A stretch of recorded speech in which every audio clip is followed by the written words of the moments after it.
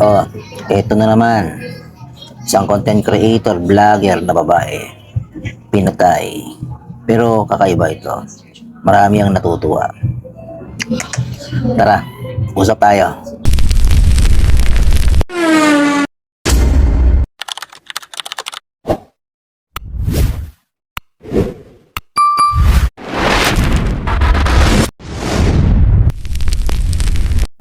At dahil dyan, naging mainit na naman ang social media. Isa na namang krimen ang nangyari, no? At ang masakit dito, isang content creator, vlogger na babae. Yan. O mas kilala sa pangalang Mami or Alicia. Pero ang medyo kakaiba rito, imbis na magalit sila, mas marami ang natutuwa. Pinagtatawanan. Yung iba sinasabihan pang deserve, karma. Take note wala akong pinapanigan o kinakampihan sa dalawang ito. Kung ikaw man ay pro BBM or pro Duterte ka, neutral lang ako. Ang sa akin lang naman, bakit kailangan pagtawanan? O bakit may mga taong natutuwa sa ganitong klase ng krimen? Akala ko ba ayaw nyo ng krimen? Kesyo safe pa ba ang Pilipinas? Kesyo ligtas pa ba ang Pilipinas? Kesyo malala na ang Pilipinas? Bakit parang marami ang natutuwa sa pagkamatay ng babaeng ito? Dahil ba siya ay pro BBM at anti-Duterte? At kayo mga pro Duterte? Nabawasan ang tinik sa lalamunan ninyo? Ganun ba yun? Kung halimbawa naman, sa pro Duterte naman nangyari yan, tatawa rin yung mga taga pro BBM kung tatawanan kayo, di ba? Kaya nakakalungkot isipin, kapwa Pilipino, dahil lang sa inyong mga iniidolo, sa inyong mga sinusuportahang tao, at kapag may nang namatay sa magkabilang panig, pinagtatawanan ninyo. Ganun na ba talaga mga Pilipino? Imbis na magkaisa para labanan ng krimen, pinagtatawanan pa ang biktima at natutuwa pa sila. Parang kailan lang nung mainit yung issue ng pang-hold up sa MC Taxi, parang nagkakaisa kayo na dapat ganito, dapat ganun. At ngayon merong napatay sa kabilang panig na pro BBM, parang biglang natuwa kayo sa klase ng krimen. Paano na lang kung halimbawa nga sa pro Duterte naman ang may nangyari, di matutuwa rin yung pro BBM, di ba? Anong klaseng mga mindset meron tong mga taong ito? Dahil sa iniidolo niyo tong isa at dito kayo sa kabila, na kahit may mamatay sa kabila at mamatay dito sa kabila, masaya pa kayo?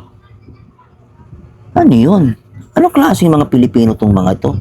Kanya na ba talaga kayo mga Pilipino ngayon? Pro BBM, pro Duterte? Sa kahit anong paraan, gusto nyo mailuklok yung inyong iniidolo? Gusto nyo mailuklok tong isa sa inyo? Para ano pa? Diba? Hindi nyo kailangan gawin yan. Hindi nyo kailangan makipagpataya, makipaglaban doon sa iniidolo nyong mga kandidato ninyo. Diba? Hindi nyo kailangan gawin yan. Merong eleksyon. Kung talagang gusto niyo yung Pangulo na yan, merong eleksyon.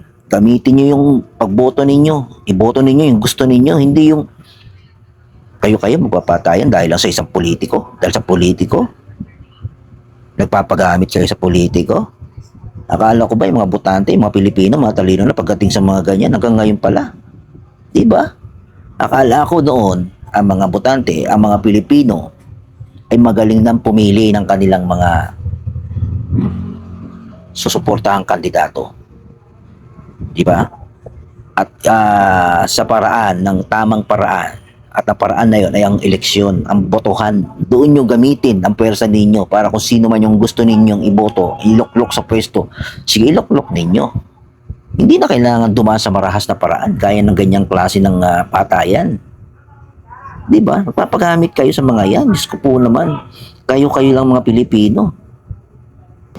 Galit na galit kayo sa krimen. Nung maraming mga krimen na nangyari, shooting incident, pang-hold up, di ba, rape, galit na galit kayo, kesyo ligtas na ba ang Pilipinas, safe na ba ang Pilipinas, puro kayo pambabatikos sa gobyerno, at ngayon merong napatay sa kabilang panig, natutuwa pa kayo. Iyan na ba talaga mga Pilipino ngayon? Ha? Kinakalaban nyo yung kapwa nyo Pilipino para lang sa sariling interes? Sariling interes lang ng mga politika yan. Huwag kayo magpagamit yan. Tandaan nyo yan. Alalahanin nyo, meron tayong totoong kalaban nasa labas ng ating bansa. Yun ang paghandaan ninyo. Hindi yung kung sino-sino mga politiko na pag yan nagkagipitan, iiwanan naman din kayo niyan. Hindi kayo kayang protektahan yan. Tandaan nyo ito ha. Ang mga politiko, magaling lang yung manggamit. Kaya gagamitin lang kayo, pero kapag yan ay wala na kayong silbi, wala silang pakinabang sa inyo, iiwanan kayo niyan. Kahit pa sabihin na natin na magluhod-luhod kayo dyan, pero sa oras na wala na kayong silbi, iiwanan kayo niyan. Hindi kayo kayang protektahan yan. Tandaan nyo po yan. Huwag na huwag kayo makikisaw-saw sa mga politiko na yan. Gamitin ninyo ang inyong kapangyarihan sa paraan na legal ang pagboto, eleksyon. Doon kayo gumamit ang inyong pwersa. Hindi yung ganyan na kulang na lang gawin yung santo ang inyong ang inyong mga kandidato sa mga iniidolo ninyo eh. Tama ba yan? Kapwa nyo Pilipino lang yan. Kaya hindi nakakapagtaka talaga. Hindi nakakapagtaka na balang araw sila na. Kayo na. At kapag nangyari yan, panonoorin ko kayo. Tatawanan ko kayo. Sige, mag-away kayo, mga kamote kayo. Manonood ako sa inyo. At kapag merong natumba sa kabilang panig, at saan may natumba sa kabilang panig, kakalad ka rin ko pamumukha ninyo. Sabihan ko kayo dyan, mga tan-GA kayo. Promise. Nagpapagamit kayo sa mga politiko na yan. Ginagamit lang talaga namang kayo niya. Di na kayo natuto. EDSA 1, EDSA 2, EDSA 3. Ilang beses na kayong ginamit. Ilang beses nang ginamit ng mga Pilipino, umasenso ba? May umunlad pa sa inyo? Yumaman na ba kayo nang dahil sa politiko? Napayaman ba kayo ng politiko ngayon? Milyonaryo na ba kayo nang dahil sa politiko? Sariling sikap nyo pa rin. Sariling dugot pawis nyo pa rin para umunlad kayo. Hindi dahil sa mga politiko na yan. Kaya maaari, itigil nyo na yan. Walang mangyayari sa inyo. Para lang kayong mga tan-GA dyan. Yun lang.